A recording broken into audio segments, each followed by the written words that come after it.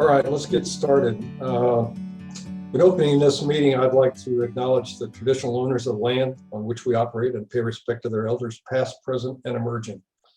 I think everybody knows already the meeting's been recorded. They've told us that a couple times already, just so you know. We do it because it's easier to take the minutes and make sure we get things right. We do have a quorum present. I believe it's 10 people, and I'm sure we have 10 members on here now. I'd like to welcome everyone tonight. Thank you for being here, all the members and guests. And I'd like to especially acknowledge Faye Barrow, who's president of the Bayley Birds, Pat Calver, president of Family and Friends, and Hilda Glotzer Rosenfeld from the Residential Raisers. Thank you all for being here. Proxy votes tonight, we've had one from Heather Matthews, who's appointed the chair of the meeting to vote in favor of the election and re-election of the board of directors. We have apologies from Bill Hodgson, our Bayley House patron, Rhonda Whitfield, past president, Carmel Sullivan, and Phil Bennett. This year, the board has agreed to award a life membership to Rhonda Whitfield. Rhonda's association with Bayley House commenced in April of 2009 when she joined the board. She was appointed vice president in October 2011. Appointed president and board chair from April 2015 until she resigned last year in March. She was the first female president of Bayley House, and she brought professional skills and personal qualities which were of enormous value, and particularly as Bayley House entered the NDIS transition. Her support, commitment, and contribution over the years has been nothing but extraordinary, and so we wanted to give her this award to acknowledge that. Unfortunately, she wasn't able to be here tonight because she has another AGM that happens to be at the same time as ours. I'd also like to acknowledge that in 2020, there were 3 people awarded with life memberships. Laprini Demetrakopoulos, Ann Watkins, and Leslie Swallow, in recognition and acknowledgement of their tremendous support to Bayley House. Of course, due to the fact there was no meeting last year, they didn't get to be acknowledged, so we'd like to take this opportunity to do that.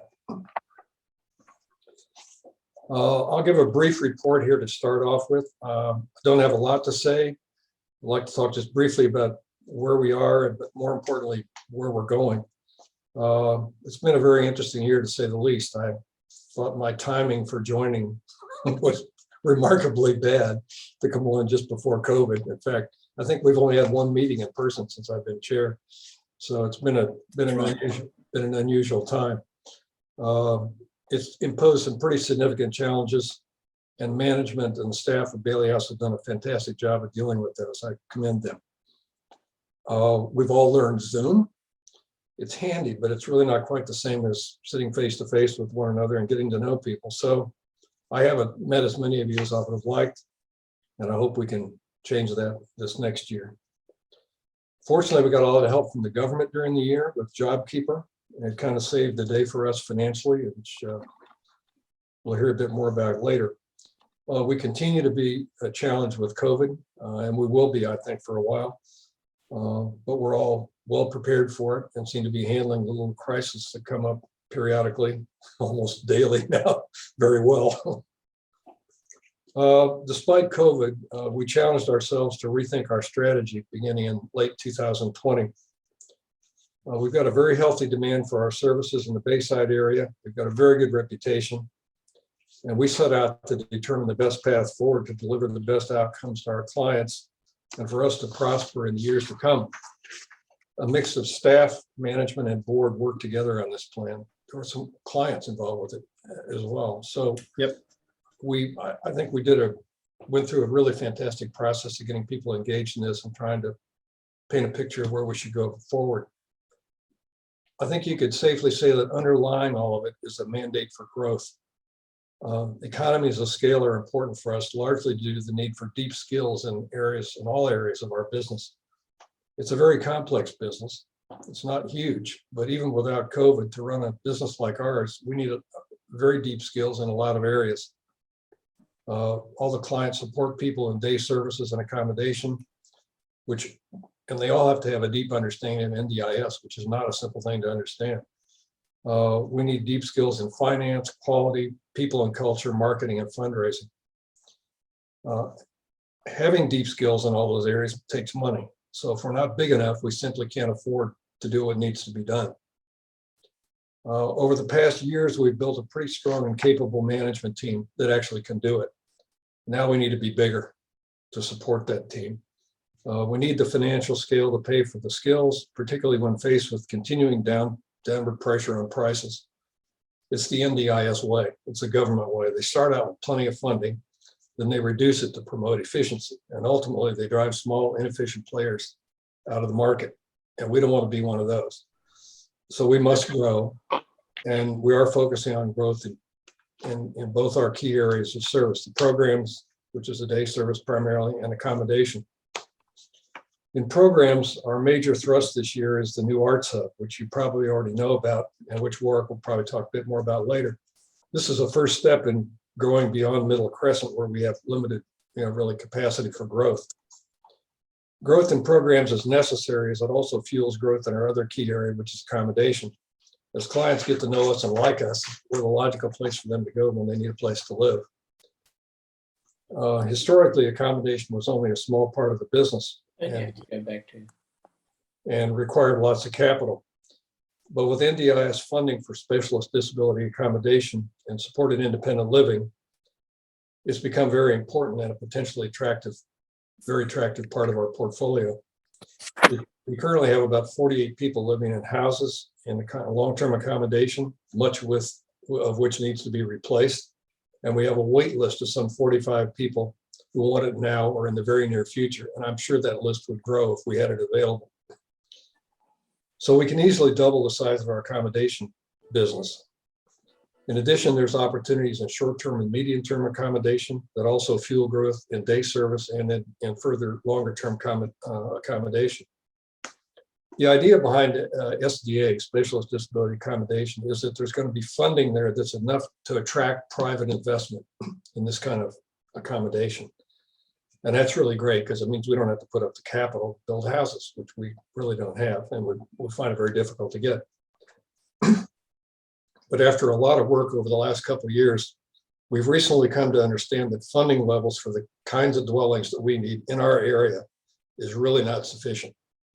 And that's largely due to the high land costs. The land costs in our area just have not been taken into account, and investors can't make enough money, at least not compared to other kinds of investments in SDA.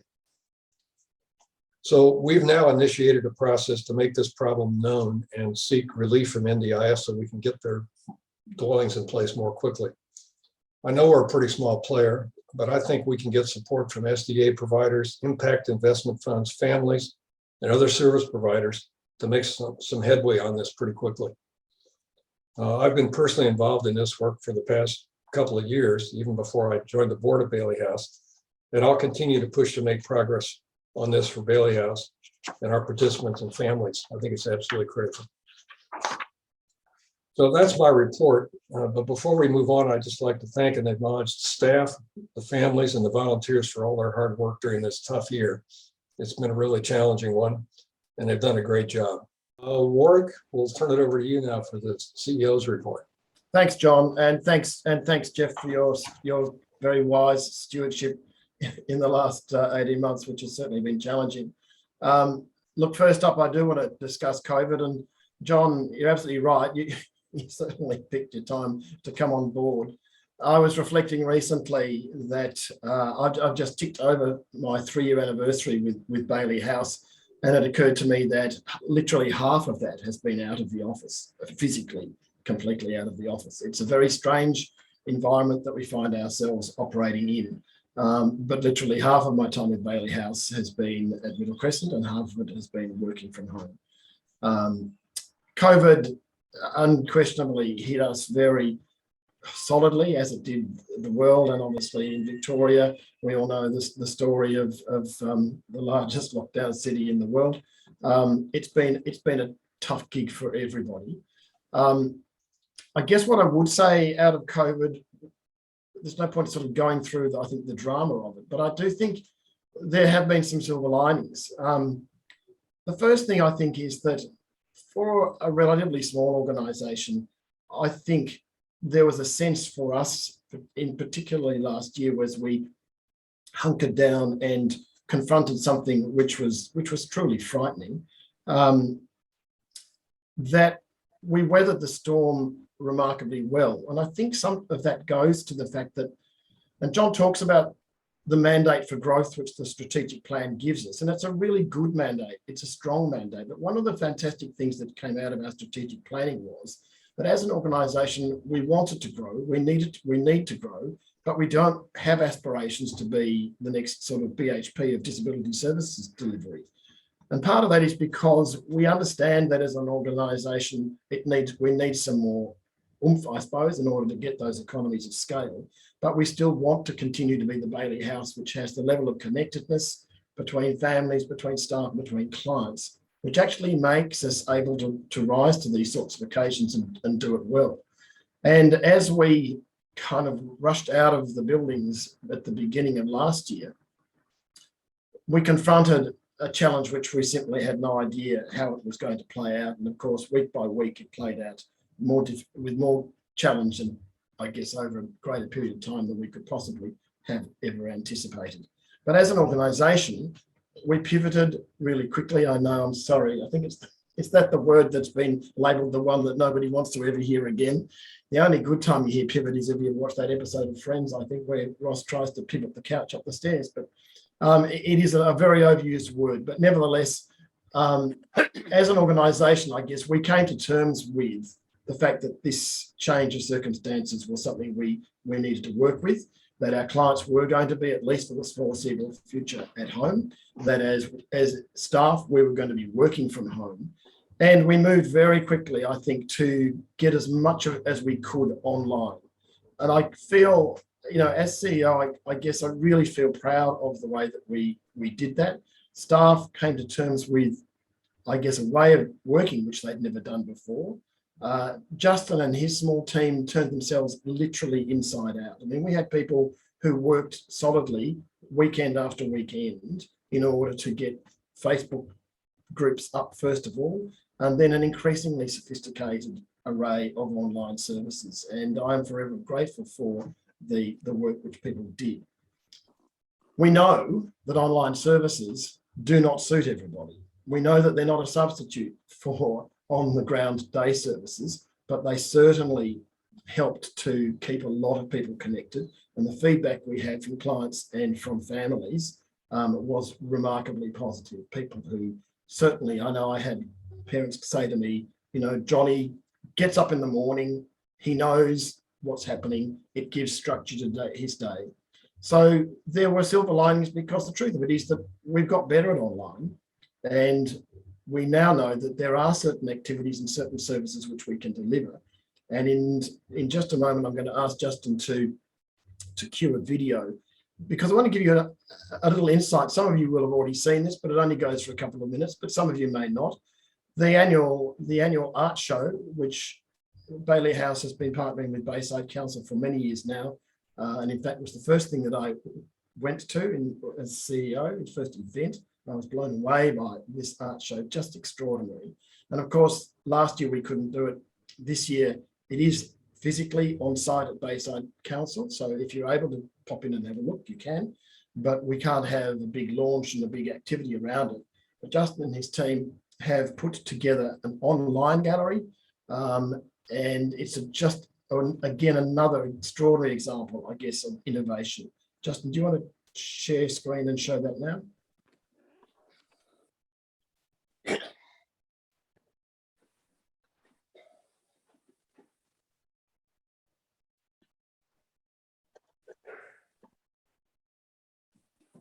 Sure.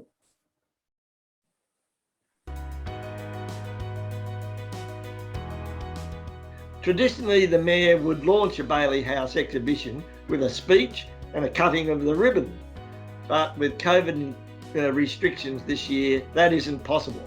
But I'm delighted to be part of this lovely launch film and urge you all, please take some time to visit Bayley House website to enjoy and celebrate the artist's beautiful work.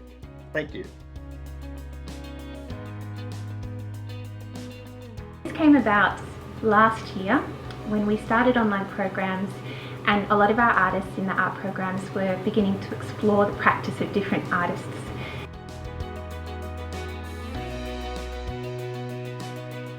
So you can see one of the artists just chose to use acrylic paint with some mosaic tiles, and others have chosen to use just the acrylic paint but completely different colours and different style of painting there.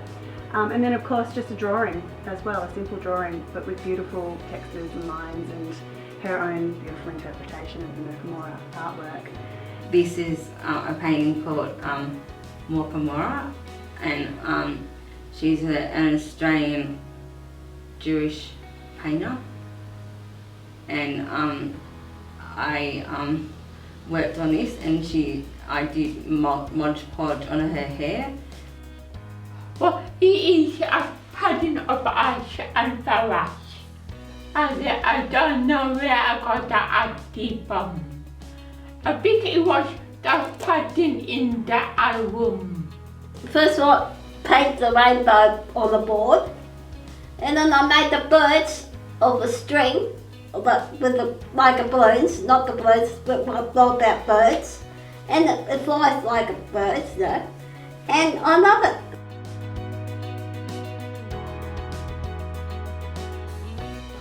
It helps me relax. It made me feel happy when I've done it, finished it.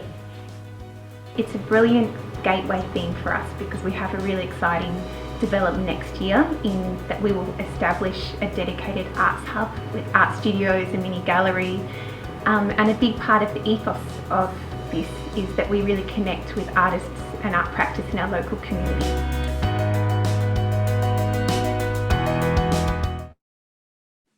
Thanks, Justin. Well, I mean, I just love it. This is Bayley House doing what Bayley House does well, but actually taking it to a whole other level. And I feel extraordinarily proud. No doubt we'd have been doing this at some stage, but truth is that the beast COVID, to some degree, accelerated, I guess, the sort of online capacity that we've had. So it is at least one positive which has come out of this wretched business. I want to touch quickly on the Arts Hub because John referenced it, and it's been a dream for Bayley House for a long time. It actually is going to become a reality. Finance committee and board are aware that there are a few little obstacles still between us and reality, but we are getting over those. And in the early half of next year, we will be able to officially launch the Arts Hub. We have a building in Avoca Street, Sandringham, or Hyatt, just off Bay Road, which is just tremendous. And I feel extraordinarily excited about this. This will be something that for Bayley House, I think will be a whole, not a new identity, but will again take us to a different level in terms of how we present ourselves in the community. Our clients are just going to love it. And the thing about it, which is wonderful, is that this is going to be a building which is highly valued, uplifting, and really reflects and acknowledges that our clients are first class, that they deliver things that many of us could never achieve or aspire to in our entire life. I know I certainly could not do any of the work which we just saw showcased right then. So a lot of excitement. I want to quickly touch on the annual report. The members in the audience will already have received your annual report. Other people, it will be made available, and this is what it looks like. Kelly has done just the most extraordinary job with it. It is a beautiful document, and I use that word quite deliberately. It is an absolutely beautiful document. Again, it showcases our clients and their stories in a way that they can be proud of and that we can be proud of. Justin, thank you for your shepherding of this and for supporting Kelly. But Kelly, I know this has been a work from your heart, and it reflects your values as much as it does Bayley House's. It's a wonderful document, so thank you. A couple of thank yous because it is an AGM and it's important to acknowledge, I think, the work that everybody does. I want to thank directors for board. Guiding an organisation like Bayley House is a wonderful thing. It's a privilege, but it's also quite stressful. The NDIS in itself is a beast of a thing to work with. So much potential for people with disabilities, but also so much risk for organisations which are trying to navigate the very rough waters which the NDIS presents.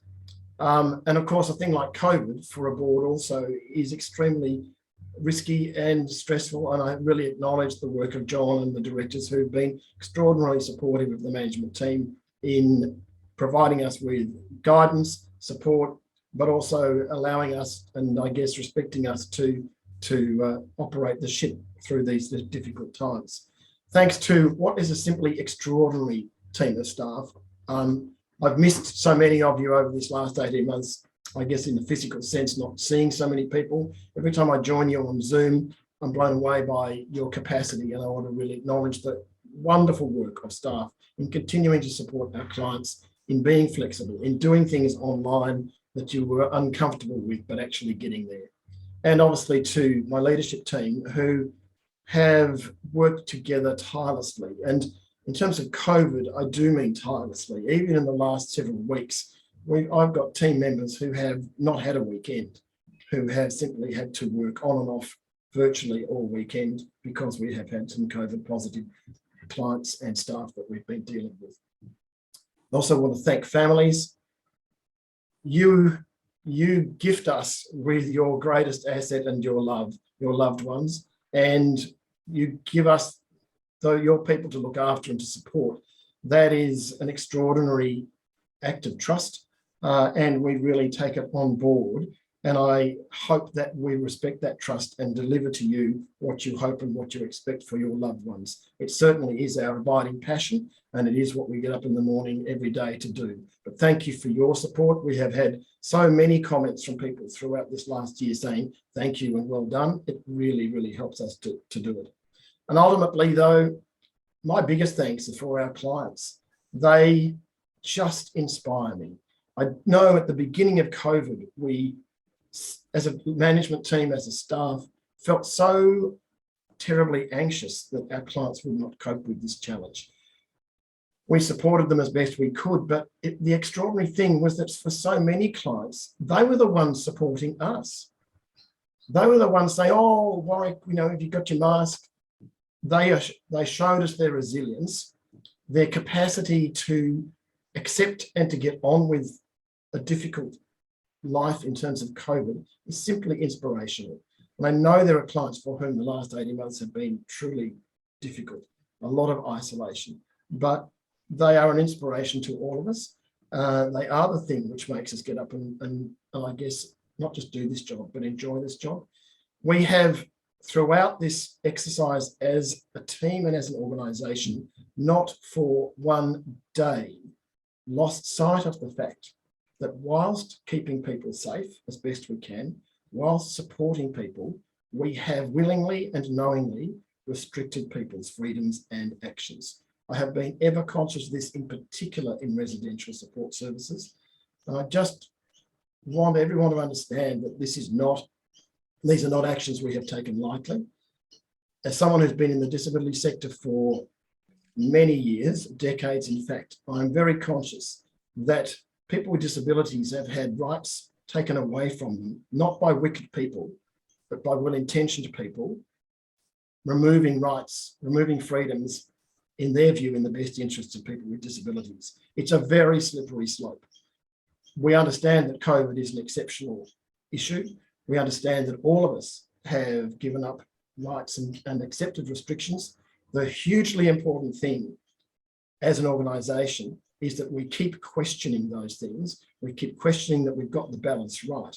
And I do believe that we are on the outward slope of this, but I can tell you that we have certainly had more positive COVID clients and staff in the last 5 weeks than we had in all of last year. So COVID is not over. It is a new normal and it is a new process that we are dealing with. But I do feel very strongly that as an organisation, we're well prepared for it, and we will continue to deliver fantastic services in the next 6 and 12 months. Thanks, John. Do we have any other questions on any other subjects while we're here? Well, if not, I'd just like to thank you all for being here. It's not quite the same as being in person, but it's really good. I actually kind of like Zoom. It's really nice. We'd like to share another video, as Warwick mentioned, as we leave here. So if you all just stay on and watch that, that would be fantastic. And when it's over, we're finished.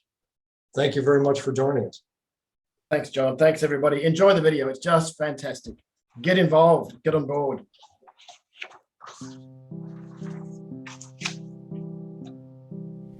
Each year, the Bayley House Christmas concert celebrates the amazing talents of people living with intellectual disability. It is a night where we come together as a community to cheer, applaud, laugh and cry, all whilst marvelling at the diverse skills and talents that the Bayley House clients possess.